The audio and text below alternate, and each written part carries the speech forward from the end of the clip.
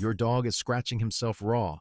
You've spent $200 on flea drops, medicated shampoos, probiotic supplements, and a prescription from a vet who spent 4 minutes in the room. Nothing worked. Meanwhile, in 1932, a woman in the Smoky Mountains of East Tennessee crushed a handful of powder from the creek bed, dusted her hound dog from nose to tail, and the fleas were gone inside of a week. She didn't have a veterinarian. She didn't have a pet store within 40 miles. She had a wood stove, a creek, and knowledge passed down so many times it didn't even have a name anymore. A peer-reviewed study in poultry science later confirmed what she already knew, that powder kills parasites without a single chemical. She got it from the ground for free. And that's just the beginning. Before we go any further, drop a comment and tell us. Have you ever spent money on a pet product that flat out didn't work? Flea treatments, supplements, fancy food. What was it? Because what you're about to hear are 25 tricks that mountain families used for generations, tricks that modern science has quietly confirmed actually work. And not a single one of them came from a subscription box. Here's something nobody in the pet industry wants to talk about. We spend more money on animal care today than at any point in human history. The American Pet Products Association says we crossed $147 billion in 2023. Billion, with a B, and yet our animals are sicker. Allergies in dogs have increased dramatically over the past 2 decades. Cancer is now the leading cause of death in dogs over the age of 10. Obesity affects over half of American pets.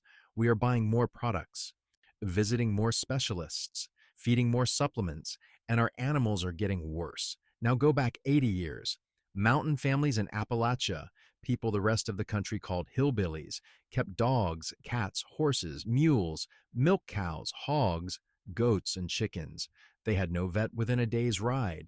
A 2015 thesis from Appalachian State University found that in a 5-county study area across North Carolina and Tennessee, there were only 3 ambulatory large animal vets, and only 1 practiced full-time. These families earned next to nothing. They couldn't afford to lose a single animal because if the cow died, the family didn't eat. If the mule went lame, the crop didn't get planted. So they figured it out. Not with focus groups and marketing budgets, with observation passed down through generations. So blended from Scots-Irish folk medicine, Cherokee herbal knowledge, and the sheer necessity of keeping animals alive when nobody was coming to help. The Foxfire book series started in 1972 by a teacher and his students in Northeast Georgia, documented hundreds of these practices from first-person interviews with elderly mountain residents. Foxfire 3, published in 1975, devoted entire chapters to animal doctoring. What those pages contain is not superstition. It is a pharmacopoeia tested by survival, and the science has been catching up ever since. Let's start with what mountain families did when an animal got hurt, because this is where the gap between folk wisdom and modern science gets embarrassingly small. They smeared raw honey directly onto open wounds. Sourwood honey, if they had it, but any raw honey from the comb worked. They packed it into gashes on livestock, wrapped it with cloth, and left it alone. Modern veterinary medicine now confirms this was not just effective, it was brilliant. A 2024 study in the American Journal of Veterinary Research tested honey against bacterial isolates from infected dog and cat wounds and found it killed the bacteria. The Merck Veterinary Manual, the gold standard reference for veterinarians worldwide, now lists honey as a legitimate wound treatment. Honey works because of its high osmolarity, its acidity, and its ability to produce hydrogen peroxide when it contacts wound fluid. It decreases bacteria, reduces inflammation, keeps wounds moist, and stimulates tissue repair. Your great-grandmother didn't know the chemistry. She knew the result, and the result was the same. They packed fresh yarrow leaves into bleeding wounds, crushed the leaves right there in the field, pressed them onto the cut, and held pressure.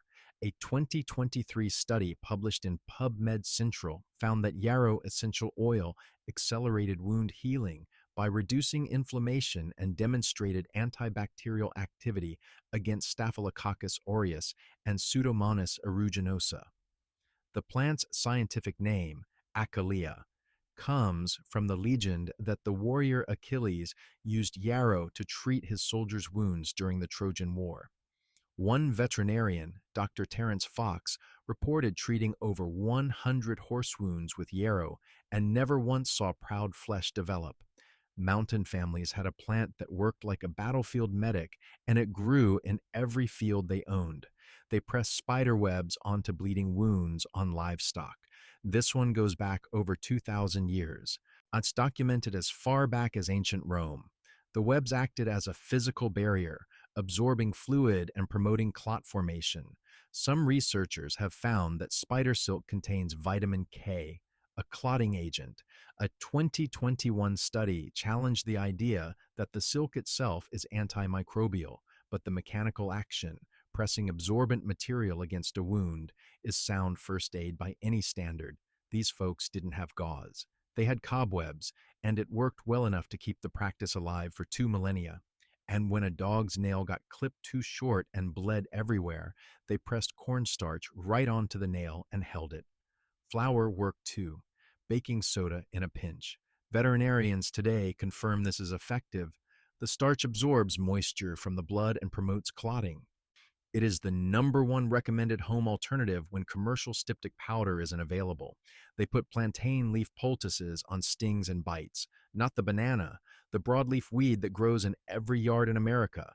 They chewed it into a paste and pressed it directly onto the wound. It contains allantoin, the same cell-regenerating compound found in comfrey, plus antimicrobial and anti-inflammatory compounds. Studies confirm it stimulates wound healing. Mountain families called it nature's Band-Aid, and they were right. That's 5 tricks. Not one of them required a trip to the store. Parasites were the #1 threat to mountain livestock. Worms, mites, lice, fleas, ticks. Lose that battle and you lose the animal. These families fought that war every single day, and they had an arsenal that modern science is still catching up to. Diatomaceous earth we already talked about, but they used it everywhere. Dusted into chicken coops, rubbed between feathers, mixed into nesting boxes, even stirred into feed. The sharp microscopic edges of the fossilized shells slice through the exoskeletons of parasites and dehydrate them. It's 100% natural, leaves no chemical residue, and requires no egg withdrawal period for laying hens. They also built dust baths for their chickens, wooden boxes filled with a mix of sand, dry soil, and cooled wood ash from the fireplace. Chickens rolled in it daily. The fine particles coat feathers and suffocate parasites by clogging their breathing pores. Wood ash adds calcium, potassium, and magnesium when chickens eat a little of it. The charcoal acts as a natural detoxifier. Research shows that adding even 1% wood ash to chicken feed improves laying rates. Modern chicken keepers are rediscovering this, calling it a dust bath hack. Mountain families just called it Tuesday. They fed tobacco to horses and livestock as a dewormer. An ounce of chewing tobacco mixed into a scoop of grain, and within an hour the animal passed worms.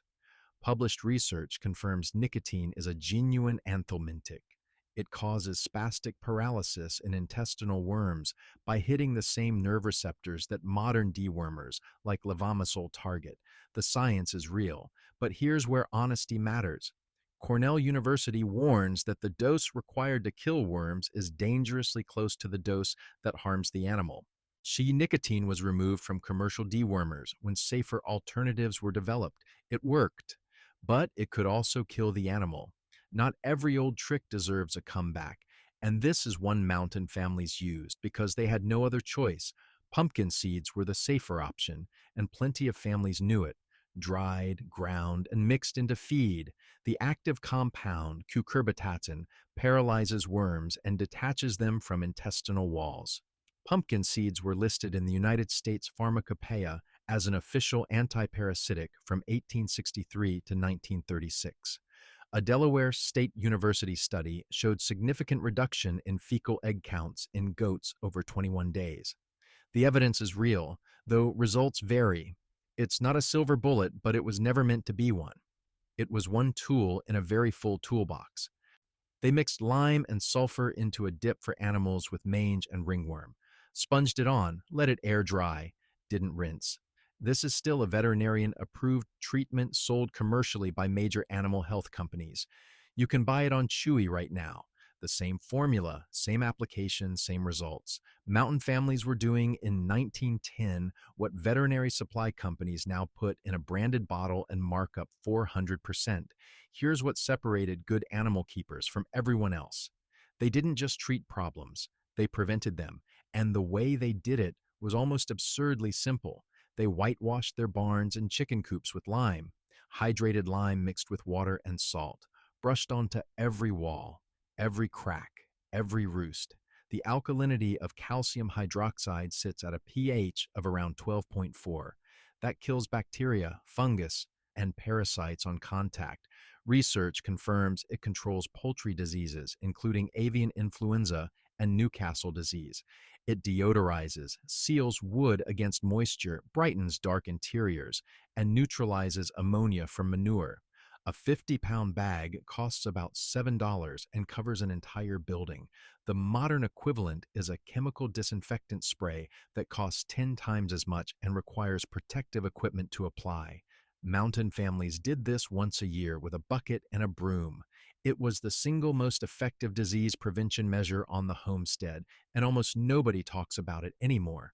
They painted pine tar on hooves and wounds. Stockholm tar, made from slow-burning pine roots, has genuine antiseptic, antibacterial, antifungal, and waterproofing properties confirmed by the University of Zurich. It sealed wounds against flies, treated thrush and hoof infections, and protected hooves from moisture damage. You can still buy it at every feed store in America because it still works. They kept salt and mineral blocks available for every animal on the homestead, sometimes mixed with crushed burned bones for extra minerals. University of Minnesota. Extension studies show cattle on salt mixtures drink 50 to 75% more water, improving overall health. This is one of the most scientifically validated folk practices in all of livestock management. It transitions seamlessly from Appalachian wisdom to standard agricultural science without anyone acknowledging where it started. They fermented their chicken feed, regular grains soaked in water for 3 to 4 days, exactly like making sauerkraut. A study in British poultry science found fermented feed increased egg weight, shell thickness, and boosted intestinal health by forming natural barriers against E. coli and Salmonella.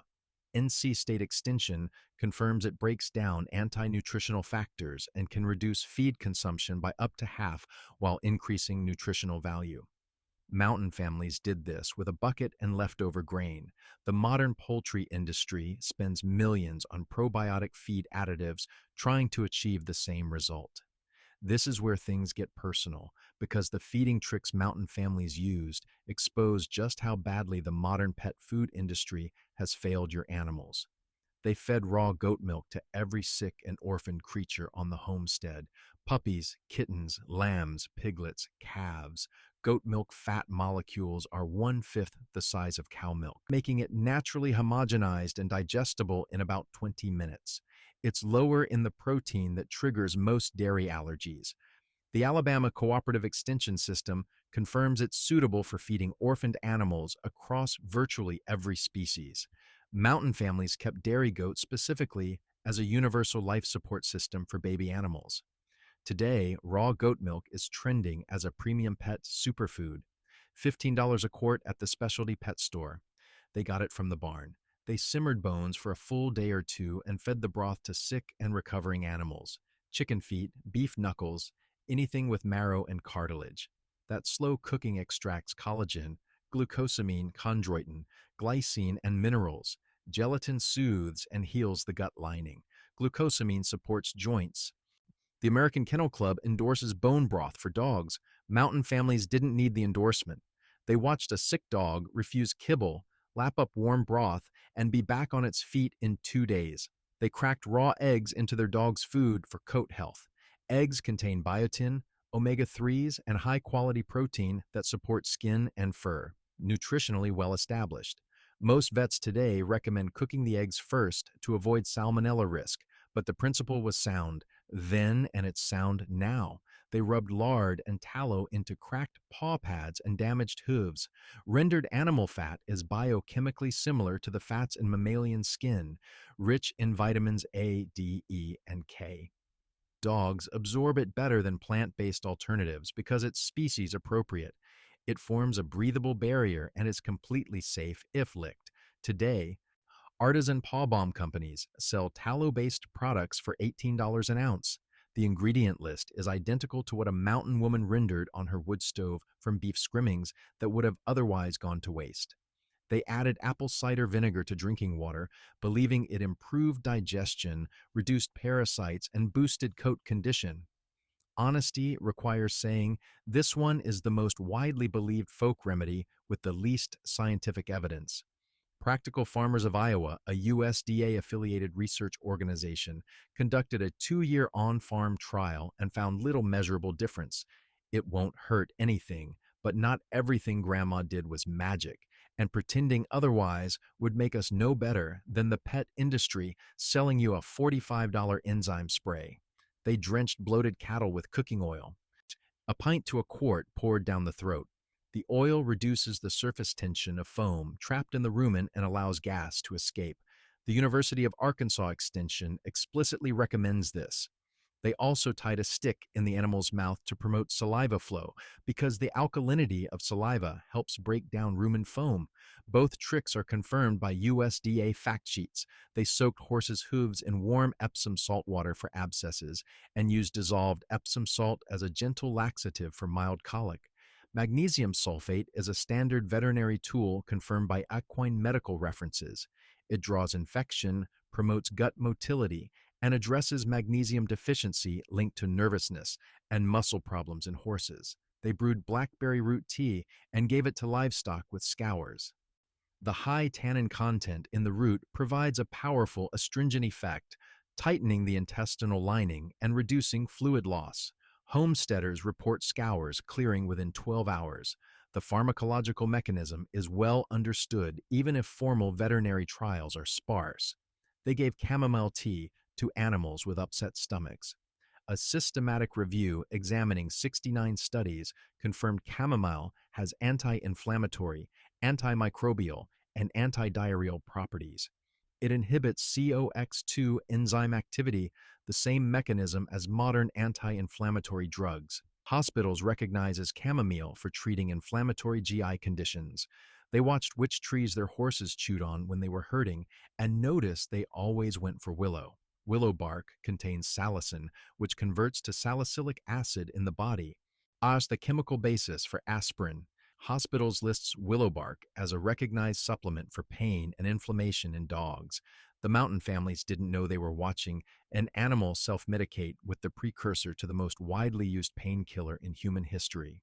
They just knew the horse felt better after chewing the bark. 25 tricks, not a single patent, not a single subscription, not a single influencer code. These were people who couldn't afford to be wrong. When a remedy didn't work, the animal died. And when the animal died, the family suffered. That pressure created a filtration system more rigorous than any clinical trial. Generations of observation, refinement, and brutal honesty about what actually produced results. The modern pet industry doesn't operate under that pressure. They operate under the pressure to sell you something new every quarter, and if it doesn't work, that's fine because they've already got the next product in the pipeline. Your frustration is their business model. Your confusion is their marketing strategy. You were never the problem. Your instincts were right. When you looked at that $45 spray and thought, this can't possibly be worth it, you were correct. When you felt like the vet visit answered nothing, you weren't being difficult. When you wondered if there was a simpler, older, better way, there was. There always was. It just wasn't profitable enough for anyone to tell you about it. The Foxfire books documented this knowledge because it was disappearing. The old people who carried it were dying. The young people were leaving the mountains. And the companies selling modern alternatives had no interest in preserving free solutions that competed with their products, but the knowledge survived. And now you have it. If this changed the way you think about caring for your animals, hit that subscribe button. We are pulling back the curtain on forgotten knowledge that the modern world buried on purpose, not because it failed, but because it worked too well and cost too little. Hit that like button. Drop a comment telling us which of these tricks you're going to try first, and share this with someone who's been spending too much money on things that don't work. The secret was never lost, it was just ignored. And now it's yours.